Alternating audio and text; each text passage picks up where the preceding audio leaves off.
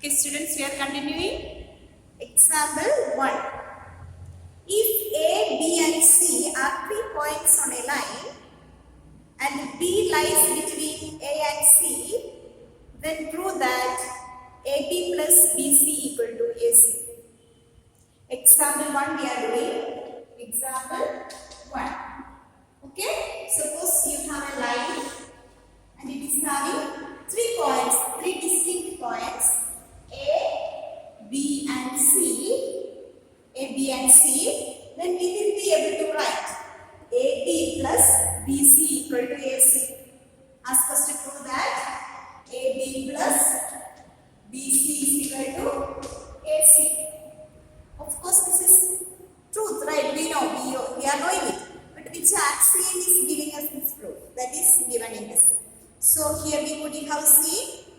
Euclid's axiom 4. Euclid's axiom 4 says that things which coincide with one another are equal to one another. Understand? So we can see that figure AC is here, this AC, this length coincide with AB and BC. Isn't it? Coincide, this is AB plus BC same as for AC. So Euclid's fourth axiom gives this proof. Understand? Now example 2 discuss. Prove that equilateral triangle can be constructed on any given line segment. What is our supposed to show that? If any line segment is given to you, then you can construct a equilateral triangle. What is mean by equilateral triangle? All the sides are equal. For example, suppose a line segment is of 2 cm given to you. So how to construct or how to make a equilateral triangle, which means all the sides must be 2. So for that what you are doing? You take the rounder, take the radius 2 cm, you will be able to make an arc. Understand? Take, suppose A and B are endpoints of this line segment. Taking A as center, AB as radius, you will be able to make an arc. Isn't it? You will be able to make an arc for this way. Similarly, taking B as radius, B as center, AB as radius, you will be able to make another arc. So which will intersect at point C. So when you join, you will get what? Equilateral triangle with all the sides 2 cm. Understand? So that is this. It is given there. Here we need to do some construction. Euclid's postulates 3. You can draw a circle with any point with any radius. That is used here. Here you have used center A, radius AB. Here center B, radius B. Understand? So that postulates give us. So we are getting the we are drawing the circle. The intersecting point will be the intersecting point is C. Then we join SC and AB are getting equilateral triangle. Is it clear? So you will have to write the steps are given in the textbook. You will have to do it in your notebook. Okay. Now we are coming to theorem 5.1. Two distinct lines cannot have more than one point in common. Which means, suppose you have 2 lines. If one set is intersect, can it intersect again? No. Only one point can be common. Understand? Even parallel lines cannot. They cannot intersect. If one set is intersect, cannot intersect again. That says, 2 distinct lines cannot have more than one point in common. The proof is given. Here we are given. Let us take line L and M. Suppose the line L and M is given as name of the lines let L and M. Suppose given to you. Understand? And we need to prove that they have only one point in common. For time being, let us suppose the 2 lines intersecting 2 distinct. Suppose it is intersecting at 2 points. Is it possible? It is not at all possible. P and Q. So you will have 2 lines passing through 2 distinct points P and Q. Understand? If you have, it is only imagination, I cannot draw it. It's only statements I can say. Suppose they are intersecting in 2 points P and Q, then what? your unique theorem says what for the line. If 2 points, you have only a unique line passing through both points. You cannot have two lines passing through or two lines passing through same 2 points. Only one line pass through two same points. So that is the proof it is given to you. Understand? So you have 2 lines passing through 2 distinct points P and Q. But this assumption clashes with the axiom that only one line can pass through 2 distinct points. So our imagination is wrong. So assumption that we started with that 2 lines can pass through 2 distinct points is wrong. So this is it is with the sentence, the statements you have to write the proof. It's given there, theorem 5.1. What it says, 2 distinct lines cannot have more than one common point. Understand? We have the exercise now. We will discuss the exercise 5.1. Which of the following statements are true and which are false? Give reason for your answers. Only one line can pass through a single point. Is it right? Through single point, how many lines can pass? As many as line can pass. So that is a wrong statement.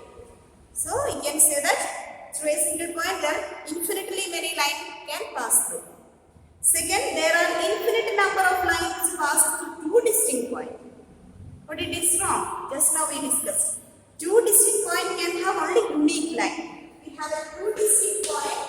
We can get only a line which is passing through both. So this statement again is wrong. The terminated line can be produced indefinitely on both sides. Yes, we have seen that postulate. We have a line set which can be extended both sides indefinitely. So that is right statement. If 2 circles are equal, then the radii are also equal. Is it right? Yeah. It's possibility is right. Isn't it? The center may be different, but you can have a 2 circle equal means their radius always will be equal. Now the figure is given for you. 3 lines. I hope the textbook is with you. You have AB, PQ, XY. AB, PQ, XY. If AB is equal to PQ and PQ is equal to XY, of course, AB and XY will be equal. So that statement is right. Now the question number 2 is to write definitions for parallel lines, perpendicular lines, line segment, radius of the circle and square. So all you have studied. If any doubt, I'll be giving notes for you for this, okay?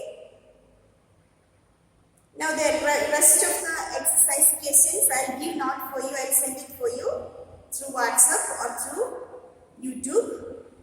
So now we are moving to 5.3, last part of this lesson, last topic, that is equivalent version of Euclid's fifth postulates. What was Euclid's fifth postulates, you remember? Yeah, if a line fall on 2 lines, then the interior perpendicular angle Euclid is less than 180. Less than 180, what happens? When you extend this side, it will intersect.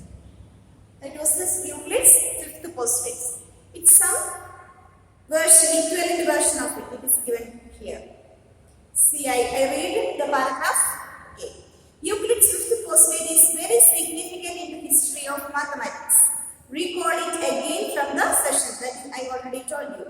We see that by implication, no intersection of lines will take place when sum of the measure of interior angles of the same side of the falling line exactly 180. I showed you that, isn't it? Suppose sum of the interior angle of the falling lines on this, suppose both of them is 90 and 90. What does it mean? If a parallel line is it never intersects. Sum is 180, exactly 180, it never intersects. More than 180 also it will never intersect. Only when less than 180 it will intersect. Understand? If it is more than 180 to go that way, it will not intersect. So only when there are several equivalent versions of these postulates. One of them is Playfair axiom. What it is known as Playfair axiom. As stated below, for every line L and for every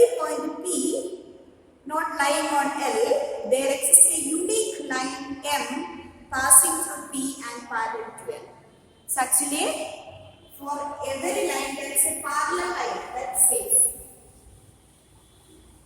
What it says? Suppose you have a line L and a point B which is not a line on P can be here anywhere, not on L. Then you will find a line which is passing through P. You will have, since there is a one point, many lines you can have, right? So many lines you will say you can get, but there is a unique line which is passing through P and parallel to L. Understand? Suppose you have a line L and a point P. You know, through P you will get so many lines, but there is a unique line M which is parallel to L and passing through P you will get. So for every line there is a parallel line. That is actually this statement says. What it says? For every line L you will get a parallel line. Understand? So existence of a parallel line actually defined here. That is Euclid's fifth postulate. For that, this result can also be stated in the following form. Two distinct intersecting lines cannot be parallel to the same line. What it says? Yeah. If you have a two distinct lines, they are intersecting each other, they cannot be parallel. Intersecting line, can it be parallel? No. So which means, which are not intersecting, they are parallel. Understand? If they are intersecting, they are not parallel. That is, this statement is given us. Now we have example 3. Consider following statement. There exists a pair of straight lines that are everywhere equidistant from one another. Is this statement direct consequence of Euclid's postulates? What does it mean by?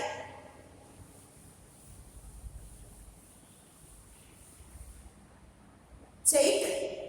There is a pair of straight lines. They are equidistant everywhere. What is meant by this equidistant? Equidistant means everywhere equal distance.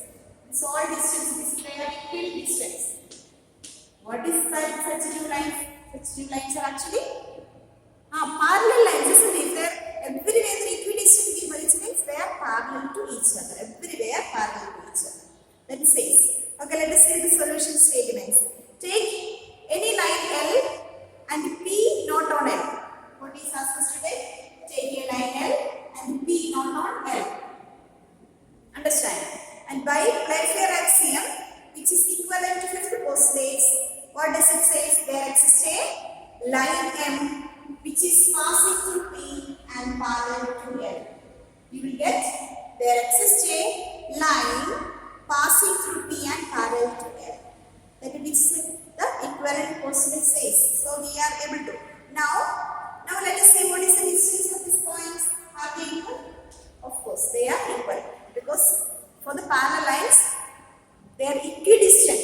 Everywhere they are equally distant. Then only it is parallel line. Otherwise what happened? They intersect each other.